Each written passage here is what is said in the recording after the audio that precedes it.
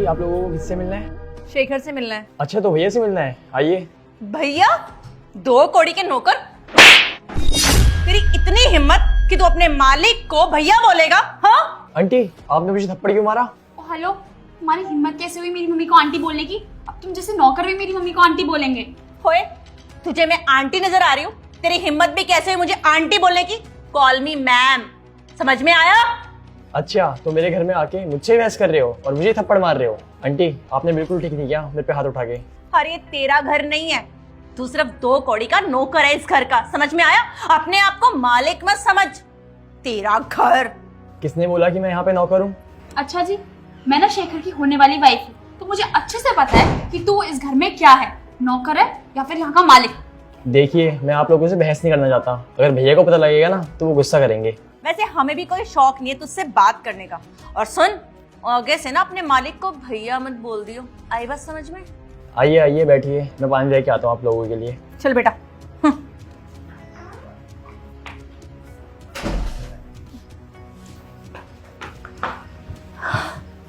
ये नौकर ना कुछ ज्यादा ही बन रहा है, इसको ना इसकी नौकरी से निकलवाना पड़ेगा। हाँ मम्मी, आप सही कह रही हो, कितनी एकड़ थी इसमें, देखा कितने बदतमीजी से बात कर रहा था। और आप टेंशन मत लो, इसको ना मैं ये सबक सिखाऊंगी शादी के बाद। सही कह रही है बेटा, शादी के बाद नहीं, शादी से पहले ही निकलवा देंगे। शेखर को आने दे बस एक बार।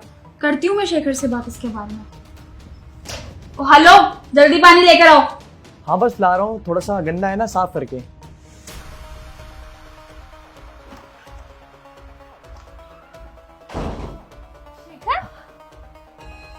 माफ करना मुझे, मैं थोड़ा लेट हो गया। आप लोगों को कोई तकलीफ तो नहीं हुई? वेट की तो कोई बात नहीं शेखर बेटा, पर ये जो तुम्हारा नौकर है ना, कि निहायत ही बदतमीज है। इसे बोलने की तमीज नहीं, इसे ये नहीं पता कि अगर घर में कोई गेस्ट आए तो उसे कैसे अटेंड किया जाता है।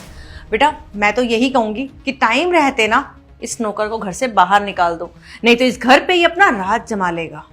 हाँ शेखर, मम्मी बिल्कुल सही कह रही है, इसने मुझसे इतनी बदतमीजी करी, मैं तुम्हें क्या बताऊं। मम्मी ने तो इसके कान के नीचे एक धरके भी दिया। क्या आपने उस पर हाथ उठाया? अरे बेटा, हाथ नहीं उठाती तो क्या करती? तुम्हें पता है इसने मुझे क्या बोला? आंटी। वो मेरा भाई है, आखिर आप लोगों ने उस पर हाथ क्यों उठाया? क्या ये तुम्हारा भाई है? बट इसने तो ऐसा कुछ बताया ही नहीं। हाँ भाई है मेरा। और तूने ये ऐसे कपड़े क्यों पहने हुए हैं? वो भैया, घर गंदा था तो मैंने सोचा घर में थोड़ी साफ सफाई कर लूँ इसलिए, और इन्होंने मुझे नौकर समझ के थप्पड़ मार दिया। मैंने बस इनको आंटी बोला और आपको भैया, और गुस्सा हो गई है। शर्म आनी चाहिए आप लोगों को। आप लोगों ने सिर्फ इतनी सी बात पर उस पर हाथ उठाया कि उसने आपको आंटी और मुझे भैया बोला। अरे अगर उसने आपको आंटी बोल भी दिया तो क्या हो गया? अरे अगर वो नौकर भी होता ना तो भी आपका उस पर हाथ उठाना गलत है, हर मायने में गलत है। अरे आप लोगों पे 4 पैसे क्या आ गए? आप लोग तो ये भूल गए कि इंसान की कदर कैसे की जाती है। आप लोग तो इंसान को इंसान नहीं समझ रहे हैं। शेखर बेटा माफ कर दो, मुझसे गलती हो गई। वो मुझे पता ही नहीं था कि ये लड़का तुम्हारा भाई है। अगर बेटा मुझे पता होता ना तो मैं कभी भी इस पर हाथ नहीं उठाती। सॉरी शेखर, मुझसे गलती हो गई। अरे मुझे लगा कि ये इस घर का नौकर है, बस इसीलिए मम्मी ने इस पर हाथ उठा दिया और मैंने कुछ कहा नहीं। अगर मुझे पता होता कि ये तुम्हारा भाई है तो ऐसा बिल्कुल भी नहीं होता। सॉरी की कोई जरूरत नहीं है, गलती तो हुई है आप लोगों से। मेरी गैर मौजूदगी में अगर घर का नौकर भी आपको घर के अंदर आने से रोकता है तो वो सही करता है, क्योंकि उस वक्त एक तरह से मालिकाना हक उस नौकर के पास होगा, क्योंकि उसके पास जिम्मेदारी होगी घर की देखभाल की, घर की सेफ्टी की। उस वक्त वो अपना फर्ज निभा रहा होगा। लेकिन आप लोगों ने तो मेरे भाई पर हाथ ही उठा दिया। शर्म आनी चाहिए आप लोगों को। आप लोगों को ये तक नहीं पता कि हमें दूसरे इंसान के साथ कैसे व्यवहार करना चाहिए। आप उम्र में इतनी बड़ी हैं, आपको तो अपनी बच्ची को अच्छे संस्कार देने चाहिए, लेकिन क्या परोस रही है संस्कार में आप अपनी बच्ची को?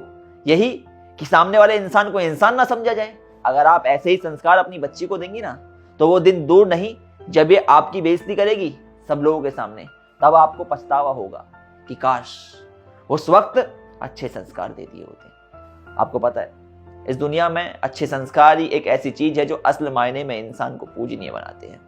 हमें हर इंसान की कद्र करनी चाहिए, चाहे फिर वो अमीर हो या फिर गरीब, क्योंकि इज्जत पर सबका अधिकार है। बेटा वो दरअसल मिसअंडरस्टैंडिंग हो गई थी, तो इसीलिए मैंने इसको नौकर समझ के थप्पड़ मार दिया। पर मैं प्रॉमिस करती हूँ कि आज के बाद मैं ऐसा कभी नहीं करूँगी। और बेटा आपसे भी मैं माफ़ी मांगती हूँ मुझे माफ़ कर देना। मुझसे गलती हो गई कि मैंने बिना सोचे समझे आपके ऊपर हाथ उठा दिया। मुझे ऐसा नहीं करना चाहिए था।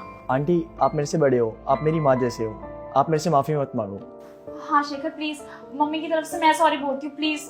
माफ़ी की कोई बात नहीं, आप मुझसे उम्र में बड़ी हैं। मुझे इस बात की खुशी है कि आपको अपनी गलती का एहसास हुआ।